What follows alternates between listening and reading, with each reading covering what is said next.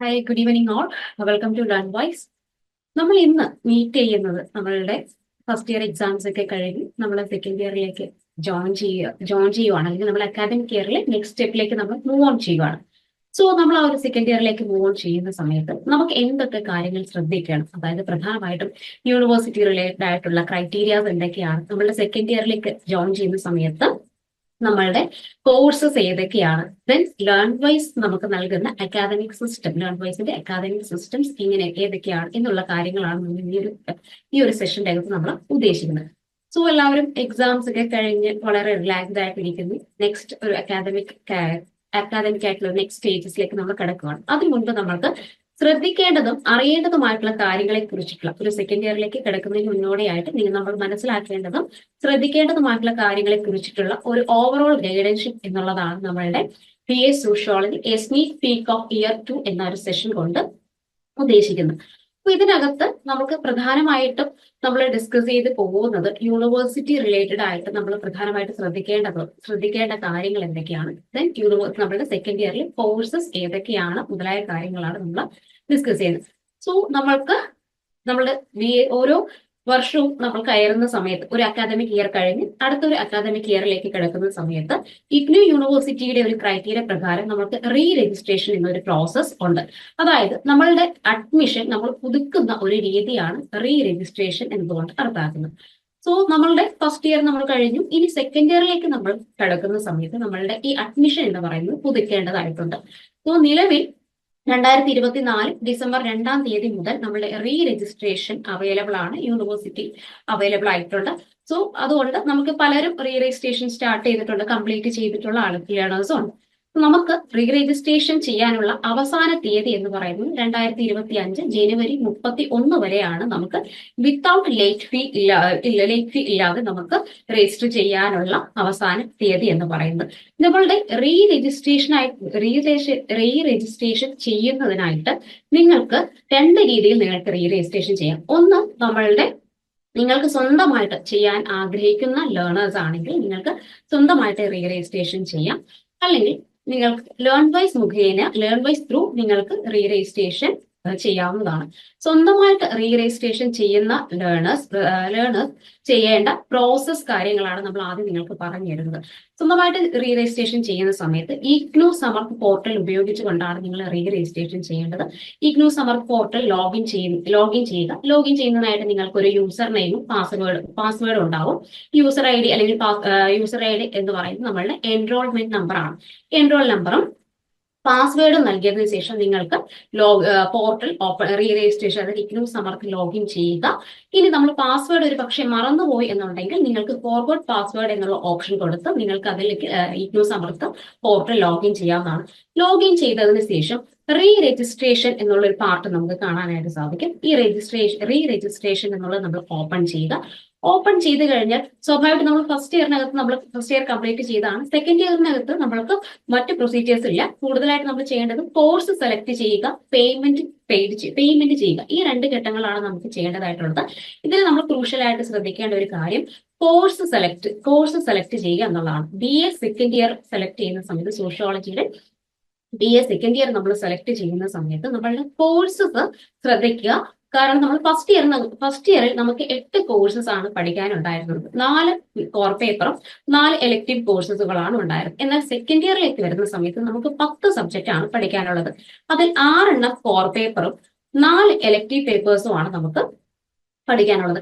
ഇതിൽ 6 core papers എന്ന് പറയുന്നത് ഓട്ടോമാറ്റിക്കലി നമുക്ക് എന്താണ് BA സോഷ്യോളജിയുടെ നമുക്ക് കാണാനായിട്ട് സാധിക്കും. പക്ഷേ എലക്ടീവ് കോഴ്സസ് നിങ്ങൾ സെലക്ട് ചെയ്യുന്ന സമയത്ത് വളരെ ശ്രദ്ധിച്ച് വേണം സെലക്ട് ചെയ്യാൻ. കാരണം ലേൺ വൈസിൽ ജോയിൻ ചെയ്യുന്ന അല്ലെങ്കിൽ ലേൺ വൈസ് അസിസ്റ്റ് ചെയ്യുന്ന കോഴ്സസ് ഏതാണ് എന്നുള്ളത് നിങ്ങൾ മനസ്സിലാക്കിയതിനു ശേഷം ആ കോഴ്സസ് തിരഞ്ഞെടുക്കുന്നതായിരിക്കും ഏറ്റവും ഉചിതം. കാരണം പലപ്പോഴും കോഴ്സ് സെലക്ട് ചെയ്തതിന് ശേഷം പിന്നീട് നമുക്കൊരു ഗൈഡൻസ്, നമ്മുടെ അസൈൻമെന്റ് അല്ലെങ്കിൽ പരീക്ഷകളൊക്കെ എടുക്കുന്ന സമയത്ത് പലപ്പോഴും ഇതിന്റെ മെറ്റീരിയൽസ് അല്ലെങ്കിൽ ക്ലാസ് മറ്റു തരത്തിൽ അക്കാദമിക് ആയിട്ടുള്ള ഒരു ഗൈഡൻഷിപ്പിന്റെ ബുദ്ധിമുട്ട് പലപ്പോഴും ലേണേഴ്സ് നേരിടും. അപ്പൊ അതുകൊണ്ട് നിങ്ങളുടെ എലക്ടീവ് കോഴ്സസ് നിങ്ങൾ സെലക്ട് ചെയ്യുന്ന സമയത്ത് നിർബന്ധമായും ലേൺ വൈസ് പ്രൊവൈഡ് ചെയ്യുന്ന എലക്ടീവ് കോഴ്സസുകൾ ആണോ എന്നുള്ളത് നിങ്ങൾ ഉറപ്പുവരുത്തേണ്ടതാണ്.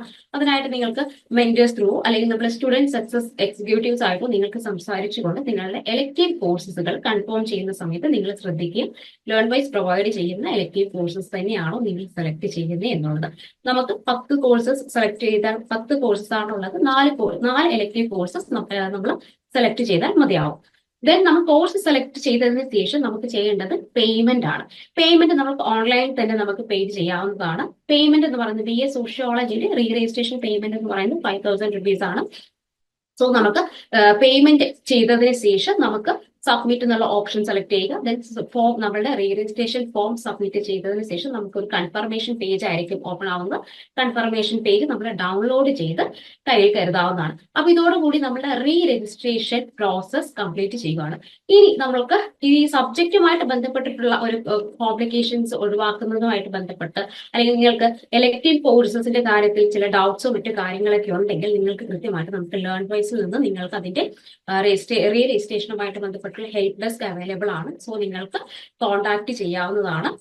നിങ്ങൾക്ക് കോൺടാക്ട് ചെയ്യാനുള്ള നമ്പർ 8714624237 എന്ന നമ്പറുകളിലേക്ക് നിങ്ങൾക്ക് കോൺടാക്ട് ചെയ്ത് നിങ്ങളുടെ റീ രജിസ്ട്രേഷനുമായിട്ട് ബന്ധപ്പെട്ടുള്ള സംശയങ്ങൾക്ക് നിങ്ങൾക്ക് മറുപടി നൽകുന്നതായിരിക്കും. അല്ലെങ്കിൽ ഈ നമ്പറിലുമായിട്ടോ അതോടൊപ്പം തന്നെ നിങ്ങൾക്ക് മെന്റേഴ്സുമായിട്ട് മെന്റേഴ്സുമായിട്ടോ അല്ലെങ്കിൽ സ്റ്റുഡന്റ് സക്സസ് എക്സിക്യൂട്ടീവ്സുമായിട്ടോ നിങ്ങളുടെ റീ രജിസ്ട്രേഷനുമായിട്ട് ബന്ധപ്പെട്ടുള്ള ഡൗട്ട്സുകളും അതോടൊപ്പം തന്നെ എലക്ടീവ് കോഴ്സസിന്റെ കൺഫർമേഷനും നിർബന്ധമായിട്ടും നിങ്ങൾ ക്ലിയർ ചെയ്യുക എന്നുള്ളത് നിങ്ങളുടെ ഒരു അക്കാദമിക് ജേർണിയിൽ അല്ലെങ്കിൽ നിങ്ങൾ സെലക്ട് ചെയ്യുന്ന കോഴ്സസിൽ പിന്നീട് നമ്മുടെ അസൈൻമെന്റും എക്സാമായിട്ട് വരുന്ന സമയത്തുള്ള ഒരു കോംപ്ലിക്കേഷൻസ് ഒഴിവാക്കുന്നതിന് നമുക്കിത് സഹായകരമാവും. അതുകൊണ്ട് നിർബന്ധമായും നിങ്ങളുടെ എലക്ടീവ് കോഴ്സസ് നിങ്ങൾ കോഴ്സ് സെലക്ട് ചെയ്യുന്നത് നിർബന്ധമായിട്ട് നിങ്ങളൊരു ഗൈഡൻസ് എപ്പോഴും സ്വീകരിക്കുന്നത് നല്ലതാണ്. ഇനി നമ്മളുടെ ഈ ഒരു സെഷന്റെ അകത്ത് നമ്മൾ ഓൾറെഡി പറഞ്ഞു രജിസ്ട്രേഷൻ എന്ന് പറയുന്ന യൂണിവേഴ്സിറ്റിയുടെ ഒരു മാനദണ്ഡങ്ങൾ ക്രൈറ്റീരിയസ് ഡിസ്കസ് ചെയ്ത ശേഷം നമ്മൾ നെക്സ്റ്റ് ഡിസ്കസ് ചെയ്യുന്നത് നമ്മളുടെ BA sociology second year courses എങ്ങനെയാണ് എന്നുള്ളതാണ്. പ്രധാനമായിട്ടും സെക്കൻഡ് ഇയർ കോഴ്സസിനകത്ത് ഏതൊക്കെ സബ്ജക്റ്റുകളാണ് നമ്മൾ പഠിക്കുന്നത്, അതിന്റെ റിലവൻസ് കാര്യങ്ങളാണ്. സോ നമ്മൾ എന്തുകൊണ്ടാണ് BA സെക്കൻഡ് ഇയർ സോഷ്യോളജിയിലേക്ക് സെക്കൻഡ് ഇയറിലേക്ക് നമ്മൾ മൂവ് ചെയ്യുന്ന സമയത്ത് നമ്മൾ എൻറ്റയർ നമ്മളുടെ സോഷ്യോളജി എന്ന സബ്ജക്റ്റിന്റെ ഒരു സ്ട്രക്ചറിൽ മാറ്റം ഉണ്ടാകുന്നത്. കാരണം ഫസ്റ്റ് ഇയറിനകത്ത് നമ്മൾ പഠിക്കുന്നത് കംപ്ലീറ്റ്ലി കോൺസെപ്റ്റുകളാണ്, അല്ലെങ്കിൽ സോഷ്യോളജിയുടെ ഒരു ഫൗണ്ടേഷൻ ആണ് നമ്മൾ പഠിക്കുന്നത്. കുറച്ചുകൂടെ മനസ്സിലാക്കി വ്യക്തമാകുകയാണെങ്കിൽ നമ്മളൊരു ബേസിക് കോൺസെപ്റ്റുകളിൽ നിന്നുകൊണ്ടാണ് നമ്മൾ ഫസ്റ്റ് ഇയറിനകത്ത് നമ്മൾ പഠിച്ചിട്ടുള്ള സബ്ജക്ട് എന്ന് പറയുന്നത്. അതായത് സോഷ്യോളജി എന്താണ് മുതലായിട്ടുള്ള ഏറ്റവും ബേസിക് കണ്ടന്റുകളാണ് നമ്മൾ ഡിസ്കസ് ചെയ്തിട്ടുള്ളത്. എന്നാൽ സെക്കൻഡ് ഇയറിലേക്ക് മൂവ് ചെയ്യുന്ന സമയത്ത് സോഷ്യോളജി കുറച്ചുകൂടെ സ്പെഷ്യലൈസ്ഡ് ആയിട്ടുള്ള ഒരു ഏരിയയിലേക്ക് മാറുന്നുണ്ട്. അതായത് നമ്മളുടെ കുറച്ചുകൂടെ നമ്മൾ കോൺസെപ്റ്റുകളിൽ നിന്ന് മാറി തിയറിറ്റിക്കൽ ഫ്രെയിംവർക്സുകൾ ഡിസ്കസ് ചെയ്യുന്നുണ്ട് എന്നുള്ളതാണ് സെക്കൻഡ് ഇയറിലെ നമ്മുടെ കോഴ്സിന്റെ പ്രത്യേകത. അപ്പൊ ഈ ഒരു തിയറിയൊക്കെ നമ്മൾ പഠിക്കുന്ന സമയത്ത് കുറച്ചുകൂടെ നമുക്ക് ക്രിട്ടിക്കലായിട്ട് ചിന്തിക്കുന്നതിനും അനാലിറ്റിക്കൽ സ്കിൽ എല്ലാം ഡെവലപ്മെന്റ് ചെയ്യുന്നതിനായിട്ട് നമുക്ക് BA സോഷ്യോളജിയിലെ സെക്കൻഡ് ഇയറിൽ നമ്മൾ ഡിസ്കസ് ചെയ്യുന്ന അല്ലെങ്കിൽ പഠിക്കുന്ന കോഴ്സസ് നമ്മളെ സഹായിക്കുന്നതാണ്. ദെൻ നമ്മൾക്ക് കുറച്ചുകൂടെ തിയറിയും ബേസിക് കോൺസെപ്റ്റുകളിൽ നിന്ന് മാറി തിയറീസ് നമ്മൾ ഡിസ്കസ് ചെയ്യുന്നു. അതോടൊപ്പം തന്നെ ഒരു ഇന്റർ ഡിസിപ്ലിനറി ആയിട്ടുള്ള ഒരു അപ്രോച്ച് കൂടി നമ്മളുടെ ഈ ഒരു സെക്കൻഡ് ഇയറിനകത്ത് കോഴ്സസിൽ ഉൾപ്പെടുന്നുണ്ട്. അതായത് നമ്മളുടെ ഓരോ സബ്ജക്റ്റുകളുടെ പേര് നമ്മൾ അല്ലെങ്കിൽ സബ്ജക്റ്റുകളിലേക്ക് കിടക്കുമ്പോൾ നമുക്ക് മനസ്സിലാവും അത് സോഷ്യോളജി മറ്റൊരു സബ്ജക്റ്റിനെ കൂടെ ഇന്റർ കണക്ട് ചെയ്തുകൊണ്ട്, അതായത് ഇന്റർ ഡിസിപ്ലിനറി ആയിട്ടുള്ള ഒരു അപ്രോച്ചസിലൂടെയാണ് നമ്മളുടെ സെക്കൻഡ് ഇയറിൽ കോഴ്സസ് നമ്മൾ പഠിക്കുന്നത്. കുറച്ചുകൂടെ നമുക്ക് പ്രാക്ടിക്കൽ ഓറിയന്റഡ് ആയിട്ടുള്ള രീതിയിലുള്ള അല്ലെങ്കിൽ നമുക്ക് കുറച്ചുകൂടെ ഇംപ്ലിമെന്റ് ചെയ്യാൻ കുറച്ചുകൂടെ ഈസി ആവുന്ന രീതിയിലുള്ള ഒരു കോഴ്സ് സ്ട്രക്ചർ ആണ് നമുക്ക് സെക്കൻഡ് ഇയറിലുള്ള കോഴ്സസിലേക്ക് നമ്മൾ വരുന്നത്. ഇനി നമ്മളുടെ സെക്കൻഡ് ഇയറിലേക്ക് നമ്മൾ പഠിക്കുന്ന കോഴ്സസ് എന്ന് പറയുന്നത് നമുക്ക് ആറ് കോർ പേപ്പേഴ്സ് ആണ് ഉണ്ടാവുന്നത്. അതെന്ന് പറയുന്നത് നമുക്ക് കോർ പേപ്പേഴ്സ് മാറ്റി നിർത്തി കഴിഞ്ഞാൽ നമ്മൾ ഫസ്റ്റ് ഇയറിനകത്ത് BSOC 101 മുതൽ BSOC 104 വരെയാണ് നമ്മൾ കോർ പേപ്പർ ആയിട്ട് വരുന്നത്. ഇത് നമുക്ക് സെക്കൻഡ് ഇയറിലേക്ക് വരുന്ന സമയത്ത് BSOC 105 മുതൽ BSOC 110 വരെയുള്ളത് നമ്മളുടെ കോർ പേപ്പേഴ്സ് ആണ്. ബാക്കി അഡീഷണൽ ആയിട്ട് നമ്മൾ 4 എലക്ടീവ് പേപ്പേഴ്സ് ആണ് സെലക്ട് ചെയ്യേണ്ടതായിട്ട് നമ്മൾ ഓൾറെഡി പറഞ്ഞിരുന്നു. അപ്പൊ ഇതിനകത്ത് ഇപ്പൊ നിങ്ങൾ സ്ക്രീനിൽ കാണുന്നത് നമ്മൾക്ക് ബേസിക് സോഷ്യോളജി സെക്കൻഡ് ഇയറിനകത്ത് വരുന്ന കോഴ്സുകളാണ്. അതിൽ ആദ്യത്തെ 6 മാറ്റി നിർത്തി കഴിഞ്ഞാൽ ബാക്കി എലക്ടീവ് കോഴ്സസ് ആണ്. അതായത് ലേൺ വൈസ് പ്രൊവൈഡ് ചെയ്യുന്ന ഗൈഡൻഷിപ്പ് പ്രൊവൈഡ് ചെയ്യുന്ന എലക്ടീവ് കോഴ്സസുകളെയാണ് കാണിച്ചിരിക്കുന്നത്. സോ ഈ തന്നിരിക്കുന്ന കോഴ്സസുകൾ സെലക്ട് ചെയ്യാനായിട്ട് ശ്രമിക്കാം. ഇതിൽ നമുക്ക് കംപ്ലീറ്റ് നിങ്ങൾക്ക് ക്ലാസ്സുകൾ ഉൾപ്പെടെയുള്ള ഗൈഡൻസ് നമ്മൾ ലേൺ വൈസിൽ നിന്ന് പ്രൊവൈഡ് ചെയ്യുന്നതായിരിക്കും. ദെൻ ഇപ്പോൾ നമ്മൾ കാണുന്ന ഈ ഒരു സ്ക്രീനിനകത്ത് കാണുന്നത് പറയുന്നത് നമ്മൾ മെറ്റീരിയൽ സപ്പോർട്ട് മാത്രം പ്രൊവൈഡ് ചെയ്യുന്ന എലക്ടീവ് കോഴ്സസ് ആണ്. അതായത് നമുക്ക് മെറ്റീരിയൽസ് മാത്രമേ പ്രൊവൈഡ് ചെയ്യത്തുള്ളൂ. സോ അതുകൂടെ നമ്മളൊന്ന് ശ്രദ്ധിക്കേണ്ടത്. അപ്പൊ എലക്ടീവ് കോഴ്സസ് സെലക്ട് ചെയ്യുന്ന സമയത്ത് ലേൺ വൈസിൽ പ്രൊവൈഡ് ചെയ്യുന്ന കോഴ്സസ് സെലക്ട് ചെയ്യാനായിട്ട് ശ്രമിക്കാം.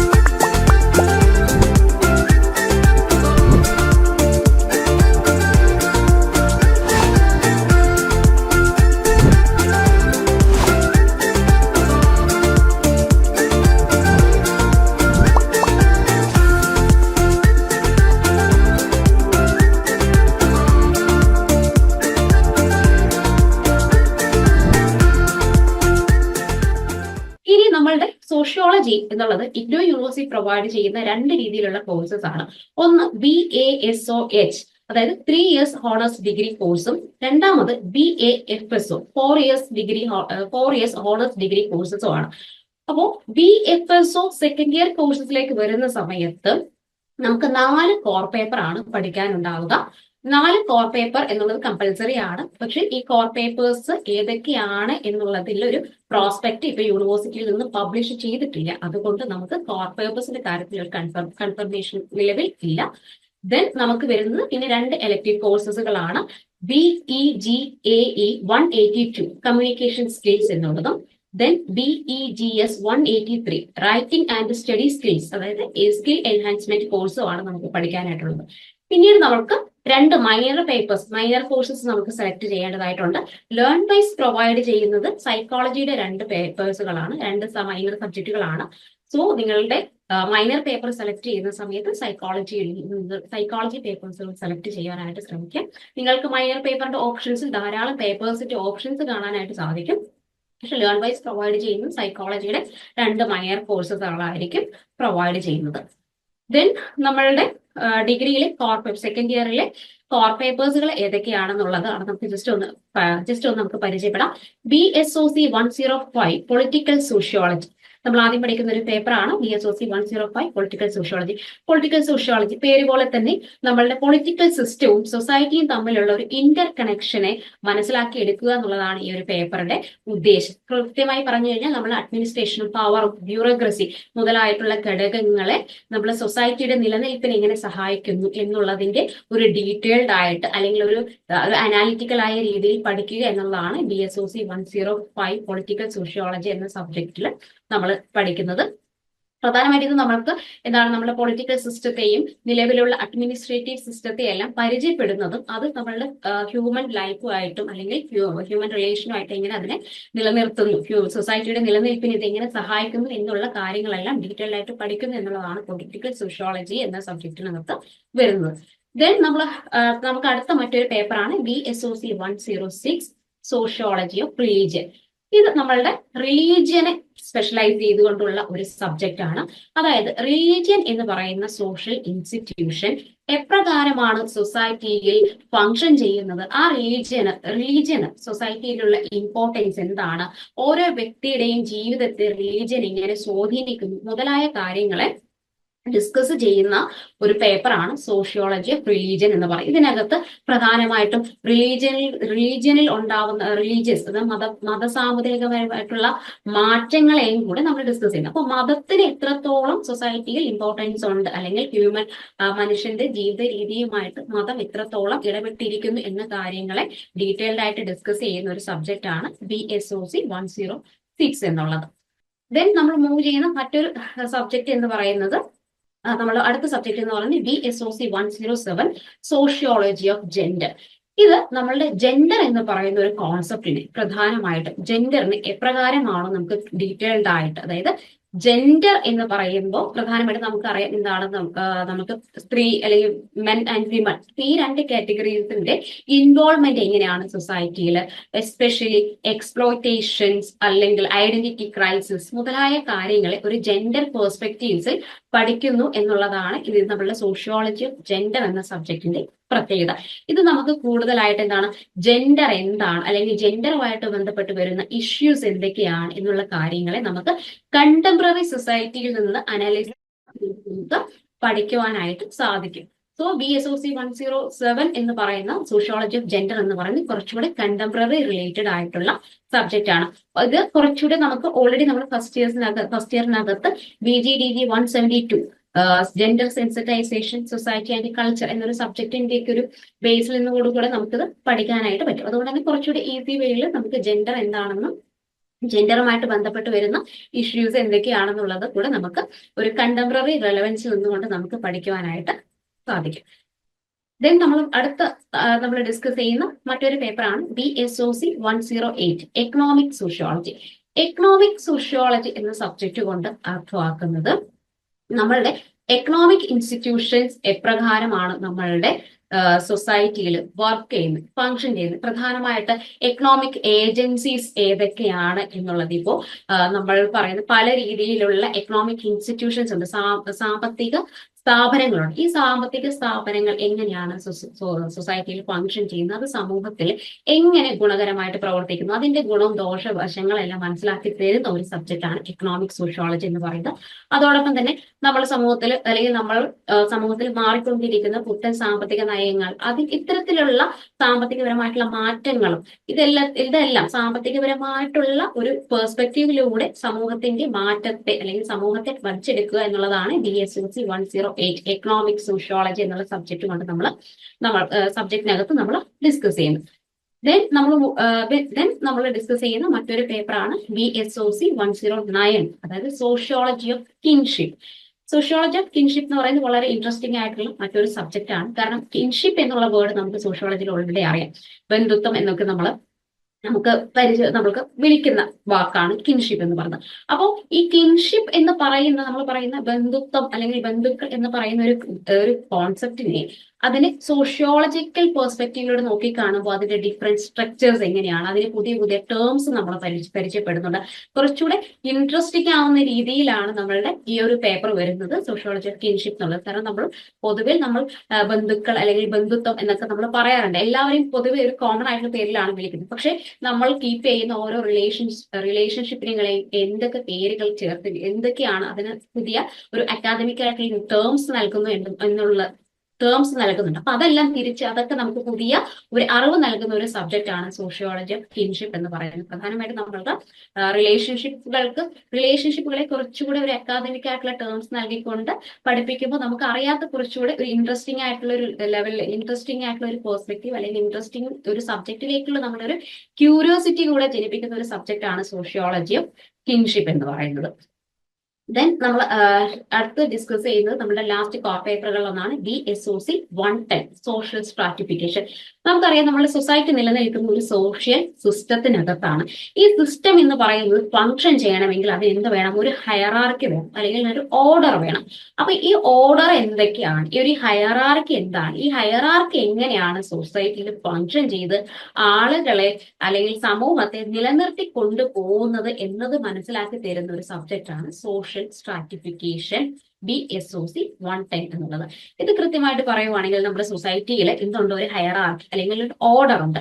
ഈ ഓർഡർ എപ്രകാരമാണ് സൊസൈറ്റിയിൽ ഫങ്ഷൻ ചെയ്യുന്നത് എന്നുള്ളതും ഡിഫറെന്റ് പേഴ്സ്പെക്റ്റീവിൽ തിങ്കേഴ്സ് പഠിച്ചിട്ടുള്ള സോഷ്യൽ സ്ട്രാറ്റിഫിക്കേഷൻ തിയറീസ് കൂടെ നമ്മൾ ഇതിനകത്ത് ഡിസ്കസ് ചെയ്യുന്നുണ്ട്. ഇത് കുറച്ചുകൂടി ഒരു തിയറിറ്റിക്കൽ പേഴ്സ്പെക്റ്റീവിൽ പഠിക്കുന്ന ഒരു സബ്ജക്റ്റ് ആണ്. സോഷ്യൽ സ്ട്രാറ്റിഫിക്കേഷൻസ് വരുന്ന സമയത്ത് നമ്മൾ നേരിടുന്ന ഇഷ്യൂസ് എന്തൊക്കെയാണ്, അല്ലെങ്കിൽ സോഷ്യൽ സ്ട്രാറ്റിഫിക്കേഷൻസ് എങ്ങനെയൊക്കെയാണ് ഇപ്പോൾ ഡിഫറെന്റ് സൊസൈറ്റീസിൽ എമർജ് ചെയ്ത് വന്നിട്ടുള്ളത്, എങ്ങനെയാണത് ഇപ്പോഴും നിലനിൽക്കുന്നത്, മുതലായ കാര്യങ്ങളെല്ലാം നമുക്ക് ഈ ഒരു സബ്ജക്റ്റിനകത്ത് നമുക്ക് പഠിക്കാനായിട്ട് സാധിക്കും. സോ നമ്മൾ ഇത്രയുമാണ് നമ്മളുടെ കോർ പേപ്പർ. ഇനി നമ്മൾക്ക് ഫസ്റ്റ് ഇയർ നമ്മൾ ഓൾറെഡി നല്ല സക്സസ്ഫുള്ളി കംപ്ലീറ്റ് ചെയ്ത് കഴിഞ്ഞു. ഇനി സെക്കൻഡ് ഇയർ നമ്മൾ അതേ രീതിയിൽ തന്നെ കൺസിസ്റ്റന്റ് ആയിട്ടുള്ള പഠനം നമ്മൾ മുന്നോട്ട് വെക്കാനുണ്ട്. ഫസ്റ്റ് ഇയറിൽ നമുക്ക് 8 സബ്ജക്റ്റുകളാണ് ഉണ്ടായിരുന്നെങ്കിൽ സെക്കൻഡ് ഇയറിലേക്ക് വരുമ്പോൾ 10 സബ്ജക്റ്റ് ഉണ്ട്. നമുക്ക് 2 സബ്ജക്റ്റുകൾ അഡീഷണൽ ആയിട്ട് നമുക്ക് വരുന്നുണ്ട്. സോ നമ്മൾ കുറച്ചുകൂടെ പഠനത്തിൽ ഫോക്കസ് ചെയ്യേണ്ടതായിട്ടുണ്ട്, അല്ലെങ്കിൽ കുറച്ചുകൂടെ ടൈം ഇൻവെസ്റ്റ് ചെയ്യാനുണ്ട്, അല്ലെങ്കിൽ പ്രോപ്പർ ആയിട്ടുള്ള ഒരു ടൈം മാനേജ്മെന്റ് അല്ലെങ്കിൽ ഒരു സ്റ്റഡി പ്ലാനിങ് നമുക്ക് ഉണ്ടായിരിക്കേണ്ടതുണ്ട്.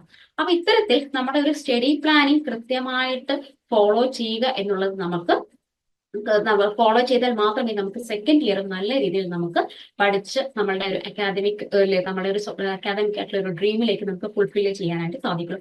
സോ നിങ്ങൾ കൺസിസ്റ്റന്റ് ആയിട്ട് നിങ്ങളൊരു ടൈം നമ്മളുടെ പഠനത്തിന് വേണ്ടിയിട്ട് മാറ്റി വെക്കുക എന്നുള്ളതാണ് നമ്മളുടെ പ്രധാനപ്പെട്ട ഒരു സ്റ്റഡി പ്ലാനിങ്ങിന്റെ അകത്ത് വരുന്നത്. അതായത് എല്ലാ ദിവസവും അറ്റ്ലീസ്റ്റ് ഒരു യൂണിറ്റ് അല്ലെങ്കിൽ ഒരു പോർഷൻ എങ്കിലും, ഒരു ടോപ്പിക് എങ്കിലും, അല്ലെങ്കിൽ ഒരു കോൺസെപ്റ്റ് എങ്കിലും നമ്മൾക്ക് പഠിക്കാൻ സാധിക്കണം എന്നുള്ളതാണ് ഒന്നാമത്തെ കാര്യം. സോ അതോടൊപ്പം തന്നെ കൃത്യമായിട്ട് നമ്മൾ എക്സാമിന്റെയും അസൈൻമെന്റിന്റെയും എല്ലാം പ്രിപ്പറേഷൻസ് എല്ലാം ലാസ്റ്റ് നിമിഷത്തിലേക്ക് മാറ്റിവെക്കുന്നതിന് പകരം ഓൺ ടൈം അത് കൃത്യമായിട്ട് ഫോളോ അപ്പ് ചെയ്യാനായിട്ട് ശ്രമിക്കുക. അതുകൊണ്ടാണ് പറയുന്നത്, പരീക്ഷയുടെ ലാസ്റ്റ് നിമിഷത്തിലേക്ക് നമ്മൾ ഓരോ സബ്ജക്റ്റ് പഠിക്കാൻ ശ്രമിക്കുന്നതിന് പകരം അറ്റ്ലീസ്റ്റ് ഒരു ടോപ്പിക് എങ്കിലും നിങ്ങളുടെ ഒരു ദിവസത്തെ ഒരു ഡെയിലി റൊട്ടീനകത്ത് ഒരു വിഷയത്തെയെങ്കിലും നമുക്ക് ഒരു സബ്ജക്റ്റിന്റെ ഒരു വിഷയത്തെയെങ്കിലും കവർ ചെയ്യാനായിട്ട് നമ്മൾ ഒരു സമയം മാറ്റി വെക്കുക എന്നുള്ളതാണ്. അപ്പൊ കൃത്യമായിട്ടൊരു ഗോൾ സെറ്റ് ചെയ്തുകൊണ്ട് കൃത്യമായിട്ടുള്ള ഒരു ടൈം ടേബിൾ എല്ലാ സബ്ജക്റ്റുകളെയും അറ്റ്ലീസ്റ്റ് ഒരു വീക്കിനകത്ത് എല്ലാ സബ്ജക്റ്റുകളെയും ഉൾപ്പെടുത്താൻ പറ്റുന്ന രീതിയിൽ നമ്മൾ ഷെഡ്യൂൾ ചെയ്ത് നമ്മളുടെ നമുക്ക് വേണ്ടിയിട്ട് നമ്മുടെ പഠനത്തിന് വേണ്ടിയിട്ട് ഒരു സമയം നമ്മൾ അലോട്ട് ചെയ്യുക എന്നുള്ളതാണ് കൃത്യമായിട്ടുള്ള ഒരു സ്റ്റഡി പ്ലാനിംഗ് അകത്ത് നമ്മൾ ഫോളോ ചെയ്യേണ്ട പ്രധാനപ്പെട്ട കാര്യം എന്ന് പറയുന്നത്. അതുപോലെ തന്നെ ഒരു കൃത്യമായിട്ട് അത് ഈ ഫോളോ അപ്പ് ചെയ്യുന്ന സമയത്ത് ടൈം ടേബിൾ ഫോളോ അപ്പ് ചെയ്യുക, അല്ലെങ്കിൽ നിങ്ങൾക്ക് മനസ്സിലാവുന്ന രീതി കൃത്യമായിട്ടുള്ള അതിന് നോട്ട് മേക്കിങ്ങും അല്ലെങ്കിൽ റിവൈസിങ് എല്ലാ രീതിയിലെല്ലാം തന്നെ അത് കൃത്യമായിട്ട് ഫോളോ അപ്പ് ചെയ്യുമ്പോൾ നമുക്ക് കുറച്ചുകൂടെ ഫസ്റ്റ് ഇയറിനകത്ത് നമ്മൾ നേരിട്ട എന്തെങ്കിലും ചാലഞ്ചസോ മറ്റോ ഉണ്ടെങ്കിൽ അതെല്ലാം നമുക്ക് ഓവർകം ചെയ്യുന്നതിനും കൃത്യമായിട്ട് നമ്മുടെ സമയം എക്സാം ഒക്കെ അടുക്കുന്നതിന് മുമ്പ് തന്നെ നമുക്ക് കൃത്യമായിട്ട് നമ്മുടെ ഇത്രയും സബ്ജക്റ്റുകൾ നമുക്ക് കവർ ചെയ്ത് പോകുന്നതിനും സാധിക്കും.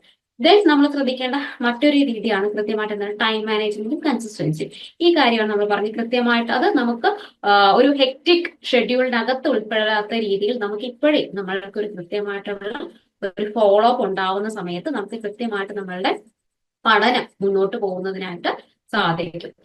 ദെൻ നമ്മളുടെ സെൽഫ് കെയർ ആണ്. നമ്മൾ ഈ പഠിത്തവും ജോലിയും, മോസ്റ്റ് ഓഫ് ലേണേഴ്സും ജോലിയുമായിട്ട് മുന്നോട്ട് പോകുന്ന ആളുകളാണ്. അപ്പൊ ഈ ജോലിയും പഠിത്തവുമായിട്ട് പോകുന്ന സമയത്ത് പലപ്പോഴും നമുക്ക് എന്താണ് സ്ട്രെസ് അനുഭവപ്പെടാം. സോ നമ്മളുടെ ലേണിംഗ് എന്ന് പറയുന്ന ഒരു പ്രോസസ് നിങ്ങൾക്ക് സ്ട്രെസ് ആയിരുന്ന രീതിയിൽ നിങ്ങൾക്ക് ഫീൽ ചെയ്യാനായിട്ട് പാടില്ല. സോ നിങ്ങൾ എന്ത് ചെയ്യണം, നിങ്ങൾക്ക് കൃത്യമായിട്ടുള്ള രീതിയിലുള്ള ഒരു റിലാക്സേഷൻ അല്ലെങ്കിൽ റിലീഫ് നിങ്ങൾക്ക് വേണ്ടി തന്നെ മാറ്റിവെക്കുകയും വേണം. അതായത് പഠിത്തം നമുക്കൊരിക്കലും ഒരു ബാധ്യതയായി എന്നുള്ള ഒരു ഫീലിംഗ് നിങ്ങൾക്ക് ഉണ്ടാവാതിരിക്കണമെന്നുണ്ടെങ്കിൽ നിങ്ങൾക്ക് ഇഷ്ടമുള്ള കാര്യങ്ങൾ കൂടെ നിങ്ങൾ ചെയ്യാനായിട്ട് ചെറിയൊരു സമയം നിങ്ങൾ മാറ്റിവെക്കുക. അതായത് പഠിത്തവും ജോലി കഴിഞ്ഞാൽ പഠിത്തം ഈ ഒരു കാര്യത്തിലേക്ക് മാത്രം ഫോക്കസ് ചെയ്യുന്ന സമയത്ത് പലപ്പോഴും നമുക്കൊരു സ്ട്രെസ് ഫീൽ ചെയ്യാനായിട്ട് സാധ്യതയുണ്ട്. അതുകൊണ്ട് നിങ്ങൾക്ക് ഇഷ്ടമുള്ള കാര്യങ്ങൾ ചെയ്തുകൊണ്ട് നിങ്ങൾക്ക് ഇഷ്ടമുള്ള കാര്യങ്ങൾ നിങ്ങൾ ചെയ്യാനായിട്ട് സമയം കണ്ടെത്തുക. ആ സമയം കണ്ടെത്തുന്നതോടൊപ്പം തന്നെ പഠിത്തം കൃത്യമായിട്ട് ഫോളോ ചെയ്യുക. ചെറിയ ബ്രേക്കുകൾ നിങ്ങളുടെ ലൈഫിൽ അല്ലെങ്കിൽ ഒരു ലേണിംഗ് പ്രോസസ്സിനകത്ത് ചെറിയ ബ്രേക്കുകൾ എടുക്കുക. അതായത് ചെറിയൊരു നിങ്ങൾക്ക് ഇഷ്ടമുള്ള കാര്യങ്ങൾ, ഇപ്പോൾ എക്സസൈസോ പാട്ട് കളിക്കും, സിനിമ, അത്തരത്തിലുള്ള പല കാര്യങ്ങളുണ്ടാവും. അപ്പൊ അത്തരത്തിലുള്ള ഒരു റീഫ്രഷ്മെന്റ് ആക്ടിവിറ്റീസിൽ കൂടെ ഉൾപ്പെടുത്തിക്കൊണ്ട് വേണം നിങ്ങളുടെ സ്റ്റഡി മുന്നോട്ട് കൊണ്ടുപോകാൻ, ഇല്ലെങ്കിൽ നമുക്കതൊരു സ്ട്രെസ് ആയിട്ട് മാറും. അപ്പൊ അത്തരത്തിലുള്ള പ്രശ്നങ്ങൾ അഭിമുഖീകരിക്കാനുള്ള ഒരു സാധ്യത ഉള്ളത് കൊണ്ട് അത് ഒഴിവാക്കാനായിട്ടുള്ള ഒരു സമയം കൂടെ നിങ്ങൾ കണ്ടെത്തുക. അതായത് നിങ്ങൾക്ക് ഇഷ്ടമുള്ള എന്ത് നോക്കും, ഉറക്കോ അല്ലെങ്കിൽ എക്സസൈസ് അല്ലെങ്കിൽ ഒരു സിനിമയ്ക്ക് പോകുന്നു, ഇതെല്ലാം നിങ്ങളുടെ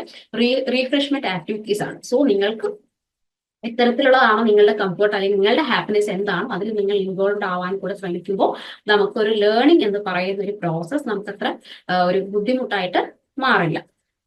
സോ ഇത്തരത്തിലുള്ള കാര്യങ്ങൾ കൂടെ നമ്മൾ ചെയ്തതായിട്ട്.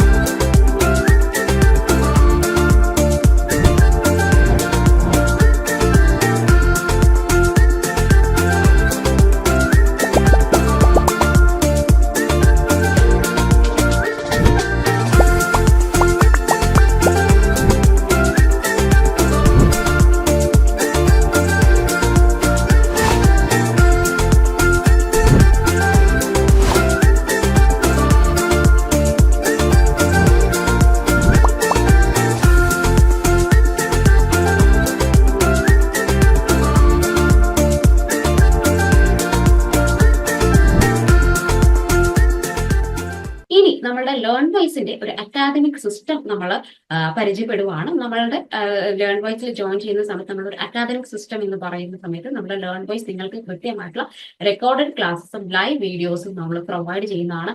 അതോടൊപ്പം തന്നെ നിങ്ങൾക്ക് ഓരോ യൂണിറ്റ് വൈസുള്ള വാല്യൂ ആഡഡ് നോട്ട്സ്, അതായത് നോട്ട്സ് പ്രൊവൈഡ് ചെയ്യുന്നുണ്ട്. അതോടൊപ്പം തന്നെ നമ്മുടെ എക്സാം റിലേറ്റഡ് ആയിട്ട് നിങ്ങൾക്ക് എക്സാം പീഡിയ അല്ലെങ്കിൽ എക്സാം സ്പെഷ്യൽ ഗൈഡ്സുകൾ പ്രൊവൈഡ് ചെയ്യുന്നുണ്ട്. അസൈൻമെന്റ്, നമുക്ക് അസൈൻമെന്റ് റിലീസ് ആവുന്ന സമയത്ത് അസൈൻമെന്റ് സബ്മിഷനുമായിട്ട് ബന്ധപ്പെട്ട് നമുക്ക് assignment answer guide book provide ചെയ്യുന്നുണ്ട്.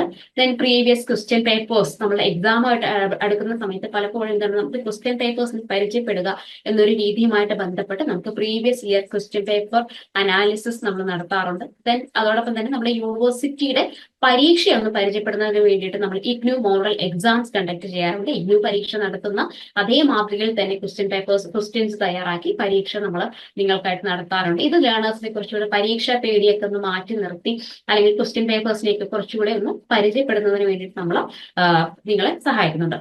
ദെൻ ഇഗ്നു എക്സാം ഹെൽപ്പ് ഡെസ്കുകളുണ്ട്. അതായത് എക്സാം എടുക്കുന്ന സമയത്ത് നിങ്ങൾ എക്സാം രജിസ്ട്രേഷനായിട്ട് ബന്ധപ്പെട്ടിട്ടുള്ള നിങ്ങളെ സഹായിക്കുന്നതിന് വേണ്ടിയിട്ട് എക്സാം ഹെൽപ്പ് ഡെസ്ക് അവൈലബിൾ ആയിരിക്കും.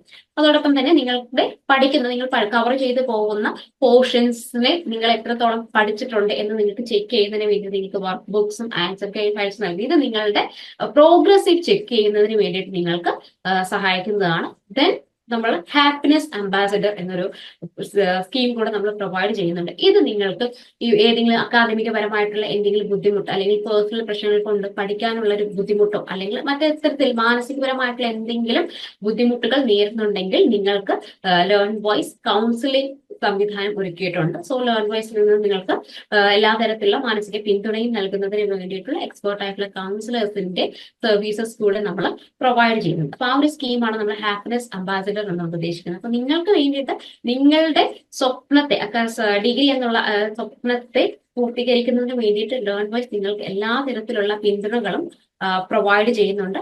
മാക്സിമം ഇതെല്ലാം തന്നെ യൂട്ടിലൈസ് ചെയ്യുക എന്നുള്ളതാണ്. ഇനി നമ്മൾ ലേൺ വൈസ് നിങ്ങൾക്കായിട്ട് ഒരുക്കിയിട്ടുള്ള മറ്റൊരു സ്കീമാണ് റെഫർ എ ഫ്രണ്ട് ഇനിഷ്യേറ്റീവ്സ് എന്ന് പറയുന്നത്. അതായത് നമ്മുടെ ലേൺ വൈസിൽ ജോയിൻ ചെയ്തിട്ടുള്ള ഒരു ലേണർ, എൻറോൾ ചെയ്തിട്ടുള്ള ഒരു ലേണർ അദ്ദേഹത്തിന്റെ കൊളീഗിനെയോ സുഹൃത്തിനെയോ കസിൻസിനെയോ ആരെയും വേണം അല്ലെങ്കിൽ അദ്ദേഹത്തിന്റെ പരിചയത്തിലുള്ള ആരെയും നമ്മുടെ ലേൺ വൈസ് പ്രൊവൈഡ് ചെയ്യുന്ന കോഴ്സിലേക്ക് റെഫർ ചെയ്യുവാണെന്നുണ്ടെങ്കിൽ ആ റെഫർ ചെയ്യുന്ന വ്യക്തിക്ക്, അതായത് നമ്മൾ റെഫർ ചെയ്യുന്ന വ്യക്തിക്കും അല്ലെങ്കിൽ നമ്മൾ നിർദ്ദേശിക്കുന്ന സുഹൃത്തിനും രണ്ടു പേർക്കും ഒരു റിവാർഡ് എന്ന രീതിയിൽ നമ്മൾ ലേൺ ബൈസ് നിങ്ങൾക്ക് വേണ്ടിയിട്ട് ഒരു റിവാർഡ് നൽകുന്നുണ്ട്. അപ്പൊ ആ രീതിയാണ് റെഫർ എ ഫ്രണ്ട് ഇനിഷ്യേറ്റീവ്സ് എന്ന് പറയുന്നത്. അപ്പോൾ ഈ നമ്മൾ ഇപ്പൊ നിങ്ങൾക്ക് നമ്മളുടെ ഭാഗത്തു നിന്നും ലേൺ ബൈസിൽ നിന്നും ഒരു റിവാർഡ് നമ്മൾ പ്രൊവൈഡ് ചെയ്യുന്നുണ്ട്. ഒരു റിവാർഡ് പ്രൊവൈഡ് ചെയ്യുന്നു എന്ന് പറഞ്ഞു കഴിഞ്ഞാൽ 1000 റുപ്പീസിന്റെ ഒരു റിവാർഡ് നമ്മൾ ഇൻസെന്റീവ്സ് ആയിട്ട് നിങ്ങൾക്ക് നൽകുന്നതാണ്. ദെൻ നിങ്ങൾ റെഫർ ചെയ്ത് നമ്മളെ ലേൺ ബേസിലേക്ക് ജോയിൻ ചെയ്യുന്ന ലേണർക്ക് 10% അവരുടെ ഫീസിനകത്ത് നമ്മളൊരു 10% ആയിട്ടുള്ള ഒരു ഓഫർ കൂടെ നമ്മൾ അതിനകത്ത് പ്രൊവൈഡ് ചെയ്യും. അതായത് ഏർലി ബേർഡ് ഡിസ്കൗണ്ട് എന്നുള്ള രീതിയിൽ നമ്മളൊരു 10% അവരുടെ അഡ്മിഷൻ ഫീസിനകത്ത് നമ്മൾ ചെറിയൊരു ഡിസ്കൗണ്ട്സ് കൂടെ അവർക്ക് നൽകുന്നതാണ്. സോ മാക്സിമം നിങ്ങളുടെ അക്കാദമിക് കാര്യങ്ങളെ പ്രോത്സാഹിപ്പിക്കുക. അതോടൊപ്പം തന്നെ നമ്മളുടെ കൂട്ടത്തിലുള്ള ഒരു സുഹൃത്തിനെ പഠിക്കുവാനുള്ള ഒരു മോട്ടിവേഷനും അല്ലെങ്കിൽ പഠിക്കുവാനുള്ള ഒരു സ്പേസ് അല്ലെങ്കിൽ ഒരു സെന്റർ കണ്ടെത്തി കൊടുക്കുവാനുള്ള ഒരു സ്പേസ് കൂടെ നമ്മളെ ലേൺ വൈസ് നിങ്ങൾക്കായിട്ട് ഒരുക്കുകയാണ്. അപ്പൊ നിങ്ങൾക്ക് നിങ്ങളുടെ സുഹൃത്തിനെയോ കൊളീഗ്സിനെയോ അല്ലെങ്കിൽ മറ്റ് നിങ്ങൾക്ക് പരിചയത്തിലുള്ള ആരെയും നമ്മളെ ലേൺ ബേസിലേക്ക് നിങ്ങൾക്ക് റെഫർ ചെയ്യാവുന്നതാണ്. സോ ഇതുവഴി നിങ്ങൾക്കും നിങ്ങളുടെ ലേൺ ബേസുമായിട്ടുള്ള ഒരു അക്കാദമിക ജേണിയിൽ നിങ്ങൾക്ക് ലേൺ ബേസിൽ നിന്നുള്ള റിവാർഡ്സ് ലഭിക്കുന്നതാണ്. മാക്സിമം ഇത്തരം കാര്യങ്ങൾ യൂട്ടിലൈസ് ചെയ്യുന്നത് നിങ്ങൾക്കും നിങ്ങളുടെ സുഹൃത്തിനെ കുറച്ചുകൂടെ ഒരു ഇൻസെന്റീവ്സ് അല്ലെങ്കിൽ സാമ്പത്തികപരമായിട്ടുള്ള ഒരു പിന്തുണ കൂടെ നൽകുന്നതിനുള്ളൊരു സ്കീമാണ് നമ്മളുടെ റെഫർ എ ഫ്രണ്ട് എന്നുള്ളത് കൊണ്ട് അർത്ഥമാകുന്നു. സോ മാക്സിമം നിങ്ങളുടെ സുഹൃത്തുക്കളെയും മറ്റു ലേൺ വൈസിന്റെ ജോയിൻ ചെയ്ത് അവരുടെ അക്കാദമികപരമായിട്ടുള്ള കാര്യങ്ങൾ കൂടെ ഉൾപ്പെടുത്തുക. സോ നമ്മളുടെ സെഷൻസിനകത്ത് ഓവറോൾ നമ്മളുടെ BA സെക്കൻഡ് ഇയറിനകത്ത് വരുന്ന കോഴ്സസും മറ്റു കാര്യങ്ങളുമാണ് നമ്മൾ ഡിസ്കസ് ചെയ്ത്. ഇനി നമുക്ക് ഡിസ്കസ് ചെയ്യാനുള്ളത് നമ്മളുടെ ഫസ്റ്റ് ഇയർ കോഴ്സസ് കംപ്ലീറ്റ് ചെയ്തിട്ടുള്ള നിങ്ങളുടെ ഓരോരുത്തരുടെയും ഫീഡ്ബാക്ക് അറിയാൻ നമുക്ക് താല്പര്യമുണ്ട്. സോ നിങ്ങളുടെ എക്സ്പീരിയൻസ് നിങ്ങൾക്ക് എങ്ങനെയുണ്ടായിരുന്നു നിങ്ങളുടെ ഫസ്റ്റ് ഇയർ എക്സാംസ് എന്നുള്ള കാര്യങ്ങൾ നിങ്ങൾക്ക് ഷെയർ ചെയ്യാനായിട്ട് സാധിക്കും. സോ എന്തൊക്കെയായിരുന്നു നിങ്ങളുടെ എക്സ്പീരിയൻസ്, എങ്ങനെ ഉണ്ടായിരുന്നു മുതലായ കാര്യങ്ങൾ നമ്മളുമായിട്ട് ഷെയർ ചെയ്യുക. സോ എങ്ങനെ ഉണ്ടായിരുന്നു നിങ്ങളുടെ ഫസ്റ്റ് ഇയർ എക്സാം? നിങ്ങളുടെ എക്സാം എക്സ്പീരിയൻസ് നമ്മൾക്ക് കുറച്ചുകൂടെ ഒരു മോട്ടിവേഷൻ ആണ്. കുറച്ചുകൂടെ നിങ്ങൾ ഓരോരുത്തരും എക്സ്പീരിയൻസ് ഫസ്റ്റ് ഇയറുടെ എക്സാംസ് സക്സസീവായിട്ട് കംപ്ലീറ്റ് ചെയ്തപ്പോൾ നിങ്ങൾക്ക് കിട്ടിയിരിക്കുന്ന ആ ഒരു കോൺഫിഡൻറ്റ് ഉണ്ടല്ലോ, അല്ലെങ്കിൽ ലേൺ വൈസിൽ നിന്ന് നിങ്ങൾക്ക് കിട്ടിയിട്ടുള്ള സപ്പോർട്ട് അല്ലെങ്കിൽ അതിന്റെ ഒരു മോട്ടിവേഷൻ കാര്യങ്ങൾ നമ്മളുമായിട്ട് ഷെയർ ചെയ്യുന്നത് നമ്മൾക്ക് കൂടെ ഹാപ്പിനെസ് പകരുന്ന ഒരു കാര്യമാണ്. സോ നിങ്ങളുടെ ഓരോരുത്തരുടെയും എക്സ്പീരിയൻസ് ഫീഡ്ബാക്ക് കേൾക്കാൻ നമ്മൾ ആഗ്രഹിക്കുന്നുണ്ട്. സോ നിങ്ങൾക്ക് ഫീഡ്ബാക്ക് അറിയിക്കാം. Sreelakshmi. Hello ma'am. Okay. Sreelakshmi പറഞ്ഞു. ശ്രീലക്ഷ്മി എങ്ങനെ ഉണ്ടായിരുന്നു ഫസ്റ്റ് ഇയർ എക്സാം?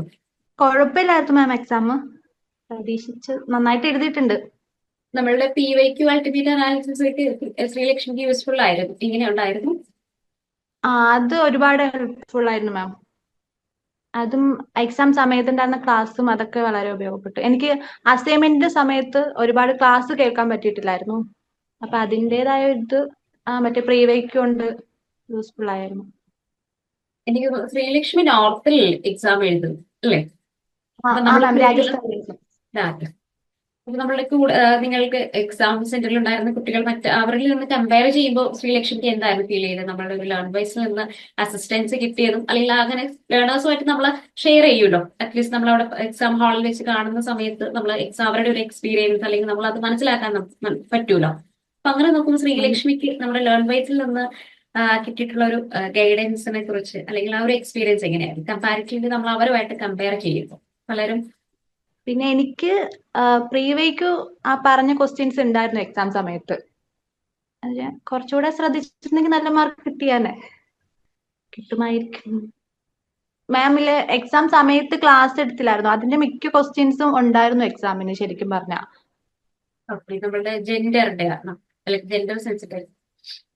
അതിന്റെ ഉണ്ടായിരുന്നു. പിന്നെ ഇംഗ്ലീഷിന്റെ ഒക്കെ തന്നെ മിക്ക ക്വസ്റ്റ്യൻസും എക്സാം സമയത്ത് ചോദിച്ചിട്ടുണ്ടായിരുന്നു. ഇല്ല, എനിക്ക് തോന്നുന്നു ഫസ്റ്റ് എക്സാം എഴുതിയ സമയത്ത് ഞാൻ മാമിന് മെസ്സേജ് ചെയ്തു. മാം എളുപ്പം ഉണ്ടായിരുന്നു, മിക്ക ക്വസ്റ്റ്യൻസും പഠിപ്പിച്ചത് വന്നിട്ടുണ്ടായിരുന്നു എന്നൊക്കെ പറഞ്ഞു. കുഴപ്പമില്ലായിരുന്നു മാം, എക്സാം കുഴപ്പമില്ലായിരുന്നു. പിന്നെ എനിക്ക് ഒത്തിരി ഇരുന്ന് കേൾക്കാനൊന്നും പറ്റിയിട്ടില്ലായിരുന്നു ക്ലാസ്, അതിന്റെയൊക്കെ പ്രശ്നം ഉണ്ടായിരുന്നുള്ളൂ. അത് പക്ഷെ പ്രീ വൈക്യൂല് കുഴപ്പമില്ലായിരുന്നു. പ്രീ വൈക്യൂം പിന്നെ ലൈവ് ക്ലാസ് ഒക്കെ ആയിരുന്നു മെയിൻ ആയിട്ട് ഫോക്കസ് ചെയ്തത്. ഇനി നമുക്ക് നല്ല റിസൾട്ട് പ്രതീക്ഷിക്കാം Sreelakshmi. All the best. Thank you. Thank you ma'am. Urmis ആണ്. കേൾക്കാമോ ഉർമീസ്? കേൾക്കാം മാഡം. എങ്ങനെ ഉണ്ടായിരുന്നു ഒരു ഫസ്റ്റ് ഇയറിലേക്കുള്ള ഒരു നമ്മളുടെ ഒരു ഫീഡ്ബാക്ക്, നമ്മളുടെ ലേൺ വൈസിൽ നിന്നുള്ള ഒരു ജേർണി എങ്ങനെ ഉണ്ടായിരുന്നു? നമുക്ക് എങ്ങനെയുണ്ട് നമ്മുടെ ഒരു ഫസ്റ്റ് ഇയറിലെ എക്സാം ഒരു എക്സ്പീരിയൻസ്? നല്ലൊരു അനുഭവമായിരുന്നു. പിന്നെ റെക്കോർഡ് ചെയ്ത ക്ലാസ്സുകളൊക്കെ നമ്മൾ പല ആവർത്തി കേൾക്കുമ്പോൾ നമുക്ക് ഏകദേശം ഒരു യൂണിറ്റിനെ പറ്റി ഒരു ഔട്ട്ലൈൻ കിട്ടും. അപ്പോൾ അത് വെച്ചിട്ട് നമുക്ക് നമ്മുടെ മെമ്മറിയിൽ നിന്ന് കുറേ എഴുതാൻ സാധിക്കും. പിന്നെ എനിക്ക് പറ്റിയത്, ഞാൻ ലാസ്റ്റാണ് ജോയിൻ ചെയ്തത്. ഡിസംബർ 2-ാം തീയതി എക്സാം എന്ന് പറയുന്നത് ഞാൻ നവംബർ 13-ാണ് ജോയിൻ ചെയ്തത്, ലേൺ വൈസ് കണ്ടെത്തിയത്. എന്നൊരിക്കലും കിട്ടിയ സമയം നന്നായിട്ട് നമ്മൾ എൻജോയ് ചെയ്തിരുന്നു. പിന്നെ ഈ 14 യൂണിറ്റ് ഒരു പിന്നെ ടെക്സ്റ്റ് ബുക്കിലുണ്ടെങ്കിൽ അതിൽ നമുക്ക് ഒരു 2 സബ്ജക്റ്റ് കാൽക്കുലേറ്റ് ചെയ്താലും ഒരു 28 എസ് നമുക്ക് അത് ജസ്റ്റ് ഒന്ന് ഒരു ഔട്ട്ലൈൻ പഠിച്ചു വയ്ക്കാൻ എന്നല്ലാതെ അതിനൊന്നും ആ പോയിന്റ് ഒന്നും കൃത്യമായിട്ട് നമുക്ക് എഴുതാൻ പറ്റുന്നില്ല. അപ്പോൾ 8 ഇതുണ്ടെങ്കിൽ ഒരു 16 8 പറയുമ്പോൾ നല്ലൊരു പിന്നെ എന്താ പറയുക, ഒരു ഒത്തിരി അധികം കാര്യങ്ങൾ നമ്മുടെ മെമ്മറിയിൽ നമ്മൾ വെക്കേണ്ടി വരും. അതൊന്നും പിന്നെ റിട്ടൈൻ ചെയ്യാൻ പറ്റൂല നമ്മുടെ എക്സാം സമയത്ത്. എന്ന് വരിയിലും ഈ ക്ലാസ്സുകൾ ശരിക്കും കേൾക്കുമ്പോൾ നമ്മുടെ മെമ്മറിയിൽ നിന്ന് നമുക്ക് എടുത്ത് എഴുതാൻ സാധിക്കും കുറേ കാര്യങ്ങളൊക്കെ. എന്തായാലും ഈ ലേണിംഗ് ആപ്പ് വളരെ ഉപകാരപ്പെട്ടതാണ്. അത് വളരെയധികം സഹായിച്ചിട്ടുണ്ട്. സോ ലാസ്റ്റ് നിമിഷമാണെങ്കിൽ നമ്മൾ ലേൺ വൈസിലേക്ക് ജോയിൻ ചെയ്ത സമയത്ത് ആ ഒരു വ്യത്യാസം ഉണ്ടാവുമല്ലോ. മീൻസ് നേരത്തെ ഉണ്ടായിരുന്നത് സെൽഫ് സ്റ്റഡി ആയിരുന്നു. അപ്പൊ അതിൽ നിന്ന് നമ്മളിലേക്ക് ലേൺ വൈസിലേക്ക് വന്നപ്പോൾ ലേൺ വൈസിൽ നിന്നിട്ടുള്ള നമ്മൾ ലൈവ് സെഷൻസ് ആണ് ഏറ്റവും കൂടുതൽ അറ്റൻഡ് ചെയ്യാനായിട്ട് പറ്റിയിട്ടുള്ളത് അല്ലെ? നമ്മുടെ ലൈവ് സെഷൻസിലാണ് ഏറ്റവും കൂടുതൽ ഉണ്ടായിരുന്നത്. അപ്പോൾ അത് പരീക്ഷയിൽ കുറച്ചുകൂടെ, കാരണം അത്രയും പോർഷൻസ് നമ്മൾ കവർ ചെയ്യാനായിട്ട് സാധിച്ചിട്ടുണ്ട്. അതെ. പിന്നെ ഈ റിപ്പീറ്റ് ചെയ്തിട്ടുള്ള ഈ പിന്നെ നമുക്ക് ഈ റെക്കോർഡ് ക്ലാസ്സുകൾ കേൾക്കുമ്പോൾ നമ്മൾ എന്തായാലും നമ്മുടെ മനസ്സിൽ കുറെ പോയിന്റുകളൊക്കെ പതിയും. അത് നമുക്ക് പിന്നെ എക്സാം സമയത്ത് വളരെയധികം ഉപകാരപ്പെട്ടിട്ടുണ്ട്. ഉദാഹരണം ഇപ്പോൾ ഒട്ടുമിക്ക ഇതിനകത്ത് നമുക്ക് കാണാൻ പറ്റുന്നു മോഡേണൈസേഷൻ, അർബനൈസേഷൻ, ഇൻഡസ്ട്രിയലൈസേഷൻ, പിന്നെ കോളനൈസേഷൻ, ഇതൊക്കെ അങ്ങനെയുള്ള കുറെ കാര്യങ്ങൾ തന്നെ. റഷ്യൻ റവല്യൂഷൻ, അമേരിക്കൻ റവല്യൂഷൻ, ഇങ്ങനെ കുറെ കാര്യങ്ങൾ നമ്മുടെ മെമ്മറിയിൽ കയറി കഴിഞ്ഞാൽ അത് ആ സ്റ്റോറി പോലെ പഠിച്ചു വെച്ച് കഴിഞ്ഞാൽ അത് പല സ്ഥലത്തും നമുക്ക് യൂട്ടിലൈസ് ചെയ്യാൻ പറ്റും. പിന്നെ പോസ്റ്റ് പിന്നെ എന്താ പറയുക, അഡ്മിനിസ്ട്രേഷൻ ഓഫ് ബ്രിട്ടീഷ്, പിന്നെ പ്രീവിയസ്, ഇതൊക്കെ നമുക്കൊരു സ്റ്റോറി പോലെ നമ്മുടെ മനസ്സിൽ പറഞ്ഞു കഴിഞ്ഞാൽ നമുക്ക് എല്ലായിടത്തും ഇത് ഉപയോഗിക്കാൻ പറ്റുമെന്നാണ് എനിക്ക് തോന്നുന്നത്. അതുപോലെ സോഷ്യോളജിയെ പറ്റി ഡീപ്പായിട്ട് നമ്മൾ പഠിച്ചു കഴിഞ്ഞാൽ സോഷ്യോളജി പിന്നെ അതർ ഇതുണ്ടല്ലോ, എന്താ പറയാ, എക്കണോമിക്സ്, പിന്നെ സൈക്കോളജി, അങ്ങനെയുള്ളതൊക്കെ ആയിട്ടുള്ള നമുക്ക് കണക്ട് ചെയ്ത് നമുക്ക് എഴുതാനായിട്ട് ഒരു പ്രാവശ്യം നമുക്ക് മനസ്സിലാക്കി വെച്ച് കഴിഞ്ഞാൽ കൂടുതൽ അത് ഉപകാരപ്പെടും എന്നാണ് എനിക്ക് തോന്നുന്നത്. അപ്പോൾ ഒരു സ്റ്റോറി പോലെ പഠിച്ചു വയ്ക്കാൻ സാധിക്കുമെന്ന് തോന്നുന്നു ഇങ്ങനെയുള്ള കാര്യങ്ങളൊക്കെ. പിന്നെ റിപ്പീറ്റ് ചെയ്തിട്ടുള്ള ഈ ഡിസ്കഷൻ നമ്മളെ ഒരുപാട് സഹായിച്ചിട്ടുണ്ട്. നല്ലൊരു thank you so much Sharmin. നമ്മൾക്ക് വളരെ ലേറ്റ് ആയിട്ട് നമ്മുടെ എക്സാമിന്റെ തൊട്ട് നാൾക്ക് മുമ്പാണ് റുമീസ് ജോയിൻ ചെയ്തിട്ടുണ്ടായിരുന്നത്. എങ്കിൽ പോലും നമ്മുടെ സെഷൻസ് എൻറ്റിയർ ആയിട്ടൊരു സെഷൻ ലൈവ് സെഷൻസ് മാത്രം കവർ ചെയ്തുകൊണ്ടാണ് റുമീസിനാണെങ്കിൽ കുറച്ചുകൂടെ പോർഷൻസ് കുറച്ചുകൂടി ഈസി ആയിട്ട് കവർ ചെയ്യാനായിട്ട് പറ്റിയിട്ടുണ്ടായിരുന്നത്. റിസൾട്ട് ആണെങ്കിൽ ഞാൻ ഇപ്പോൾ നമ്മുടെ MCQ അതിനകത്ത് ഞാനിപ്പോൾ നമ്മുടെ ലേൺ ബേസിന് ആൻസർ ചെയ്തതിൻ്റെ എനിക്ക് 28 പിന്നെ കറക്റ്റായിട്ട് വന്നിട്ടുണ്ടായിരുന്നു. അപ്പോൾ അത് തന്നെ ഒരു കോൺഫിഡൻസ്. ഇതൊക്കെ എല്ലാം നമ്മുടെ പിന്നെന്താ റിപ്പീറ്റ് ചെയ്തിട്ടുള്ള അവരുടെ ക്വസ്റ്റ്യൻ ആൻസറിങ്ങും പരിപാടിയൊക്കെയാണ് ഞാൻ കൂടുതൽ ശ്രദ്ധിച്ചത്. അല്ലാണ്ട് ഇപ്പോൾ അത്രയും ബുക്കുകൾ നമുക്ക് റെഫർ ചെയ്തിട്ടൊന്നും ഒരു കാര്യമൊന്നും നമുക്ക് മെമ്മറിയിൽ വയ്ക്കാൻ പറ്റില്ല. എന്തായാലും ലൈവ് ക്ലാസ്സുകളും എല്ലാം വളരെയധികം നമുക്ക് ഉപകാരപ്പെട്ടിരുന്നു. Okay, thank you. അപ്പൊ എല്ലാത്തിനും താങ്ക്സ് ഉണ്ട് കേട്ടോ. Okay, thank you so much. Anyway, thank you all നമ്മുടെ ഒരു സെഷനിൽ ജോയിൻ ചെയ്തതിന് എല്ലാവരോടും ലേൺ വൈസ് ടീമിൽ എൻ്റെ താങ്ക്സ് അറിയിക്കുന്നു. ഇനി നമ്മളുടെ സെക്കൻഡ് ഇയറിലേക്ക് രജിസ്ട്രേഷൻ ചെയ്യാൻ ബാക്കിയുള്ള ലേണേഴ്സ് എത്രയും പെട്ടെന്ന് നമ്മളുടെ ലേറ്റ് ഫീ ഡേറ്റ് കംപ്ലീറ്റ് എത്തുന്നതിന് മുന്നോടിയായിട്ട് തന്നെ മുൻപായി തന്നെ നിങ്ങൾ റീ രജിസ്ട്രേഷൻ പ്രോസസ് കംപ്ലീറ്റ് ചെയ്ത് സെക്കൻഡ് ഇയറിലേക്കുള്ള ജേർണിയിലേക്ക് സ്റ്റാർട്ട് ചെയ്യുക. So thank you so much. Thank you. നിങ്ങൾ ഇഗ്നുവിൽ ജോയിൻ ചെയ്ത ഒരാളാണോ, അല്ലെങ്കിൽ ഇഗ്നുവിൽ ജോയിൻ ചെയ്ത് ഡിഗ്രി PG ഒക്കെ തന്നെ നേടണമെന്ന് ആഗ്രഹിക്കുന്ന ഒരാളാണോ? ആണെങ്കിൽ നിങ്ങൾക്ക് വേണ്ടിയുള്ളതാണ് ലേൺവൈസ് പ്ലാറ്റ്ഫോം. കേരളത്തിലെ ഏറ്റവും മികച്ച ഇഗ്നോ സപ്പോർട്ട് പ്ലാറ്റ്ഫോമായ ലേൺവൈസിന്റെ സഹായത്തോടു കൂടി രാജ്യത്തെ ഏറ്റവും മികച്ച, ഏറ്റവും ക്രെഡിബിൾ ആയിട്ടുള്ള ഡിസ്റ്റൻസ് എഡ്യൂക്കേഷൻ യൂണിവേഴ്സിറ്റി ആയിട്ടുള്ള ഇഗ്നോയിൽ നിന്ന് നിങ്ങൾക്ക് ഡിഗ്രി PG MBA ഒക്കെ നേടാം. 22ഓളം വരുന്ന പ്രോഗ്രാമുകളിൽ നിങ്ങൾക്ക് first year, second year, third year, fourth ഇയറിന് ആവശ്യമായിട്ടുള്ള ഫുൾ സപ്പോർട്ട് ലേൺവൈസിൽ ലഭ്യമാണ്. തങ്ങളുടെ എല്ലാ ലേണേഴ്സിനും കൃത്യമായ മെന്റർഷിപ്പോടുകൂടി കോംപ്രിഹെൻസീവ് ആയ ഒരു ഡിഗ്നിഫൈഡ് ലേണിംഗ് എക്സ്പീരിയൻസ് ഉറപ്പാക്കുന്ന ലേൺവൈസിന്റെ സവിശേഷതകൾ നിങ്ങൾക്ക് ഇവിടെ കാണാം. ലേൺവൈസിൽ മുമ്പ് പഠിച്ചവരുടെയും അതുപോലെ നിലവിൽ പഠിച്ചുകൊണ്ടിരിക്കുന്നവരുടെയും എക്സ്പീരിയൻസ് അറിയുന്നതിനായിട്ട് എത്രയും പെട്ടെന്ന് ലേൺവൈസ് യൂട്യൂബ് ചാനലിലേക്ക് പോവുക. നിങ്ങൾക്ക് അവിടെ ഒരുപാട് വീഡിയോസ് കാണാനാവും. കൂടുതൽ വിവരങ്ങൾക്കായി എത്രയും പെട്ടെന്ന് താഴെ കാണുന്ന നമ്പറിൽ വാട്സ്ആപ്പ് വഴിയോ കോൾ വഴിയോ ബന്ധപ്പെടാവുന്നതാണ്.